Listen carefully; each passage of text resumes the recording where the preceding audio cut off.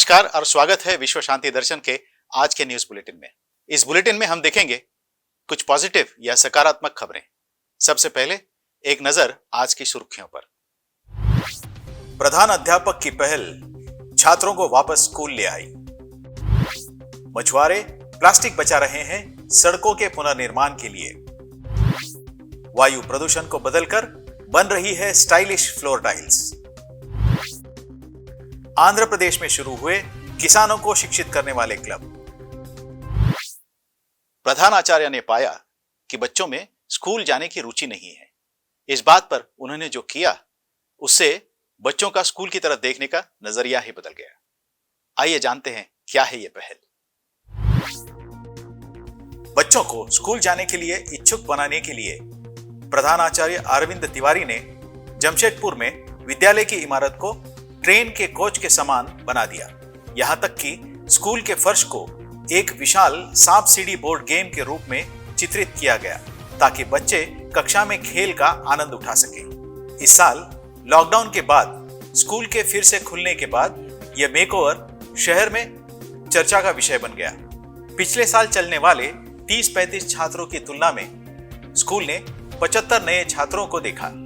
वर्तमान में स्कूल में कक्षा 1 से 8 में 269 छात्र हैं। इस बात के अलावा कि बच्चों को पढ़ाई में मजा आएगा, इसका उद्देश्य बच्चों को यह महसूस कराना है कि भले ही उनका एक सरकारी स्कूल है, उन्हें गर्व महसूस करना चाहिए और किसी भी तरह से निजी स्कूलों के छात्रों से कमतर नहीं होना चाहिए।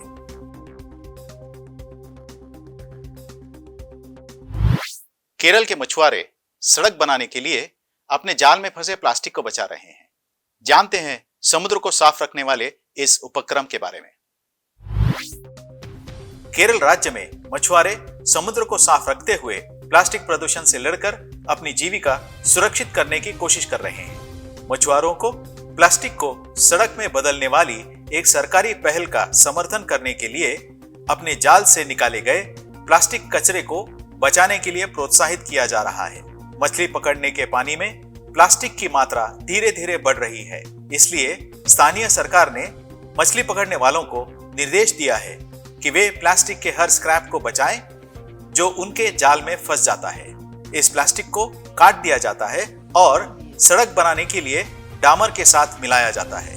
इसके लिए सड़क के प्रति किलोमीटर पर 10 लाख शॉपिंग बैग के बराबर प्लास्टिक की आवश्यकता होती है, जबकि 1 टन डामर की बचत हो जाती है और सड़क की लागत में लगभग 9% की कमी हो जाती है। सड़कों में लगा प्लास्टिक सूरज की भीषण गर्मी का प्रतिरोध भी करता है। ये परियोजना सड़क निर्माण कंपनियों को बेचने के लिए कचरा छांटने वालों को भी रोजगार दिलाती है। दिल्ली में एक वायु शोधक का आविष्कार किया गया है जो वायु के कणों को इकट्ठा करता है। लेते हैं ज्यादा जानकारी इस आविष्कार के बारे में। दिल्ली जैसे शहरों में वायु प्रदूषण से अपनी पीढ़ी को बचाने के प्रयास में अंगद दरयानी ने एक फिल्टर रहित आउटडोर वायु शोषक बनाया है। यह फिल्टर हवा के कणों को इकट्ठा करता है, जिनका उपयोग आगे टाइलिंग बनाने वाली कंपनियों द्वारा किया जाता है। मौजूदा वायु शोधन प्रक्रिया बहुत ही महंगी है और प्रदूषण करने वाले कणों को साफ करने के लिए फिल्टर का उपयोग करती है, जिसका अर्थ है कि उन्हें नियमित रूप से बदलना पड़ता है। दरयानी के उपकरण की कीमत नवीनतम आईफोन से कम है, जबकि वह प्रति मिनट 300 क्यूबिक फीट हवा को फिल्टर करके प्रदूषण को दूर करता है। दरयानी ने पूरे भारत में एक पायलट कार्यक्रम चलाने की योजना बनाई है, जो स्कूलों, होटलों और औद्योगिक परियोजनाओं में इस डिवाइस को तैनात करेगा। उनका मुख्य निर्देश है लागत कम रखना, क्योंकि जो लोग प्रदूषित हवा से सबसे ज्यादा पीड़ित होते हैं, वे अक्सर समाज में सबसे गरीब होते हैं।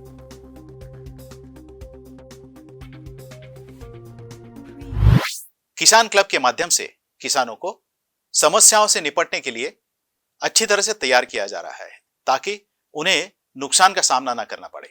आइए जानते हैं इस अनोखे किसान क्लब की कहानी।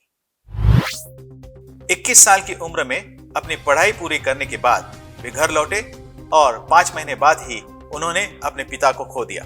उनके पिता का निधन नरसिम्हा रेड्डी के लिए एक महत्वपूर्ण मोड़ बन गया। इसके बाद उन्होंने किसान बनने के लिए अपने पिता के नक्शे कदम पर चलने का फैसला कर लिया।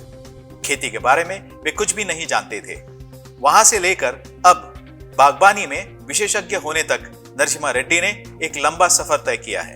आज 15 वर्षों के उतार चढ़ाव का सामना करने के बाद वो एक बागवान के रूप में अपने अनुभव को दूसरों के साथ साझा कर रहे हैं, ताकि यह सुनिश्चित हो जाए कि उन्होंने जिन कठिनाइयों का सामना किया है उसका सामना बाकी किसानों को ना करना पड़े।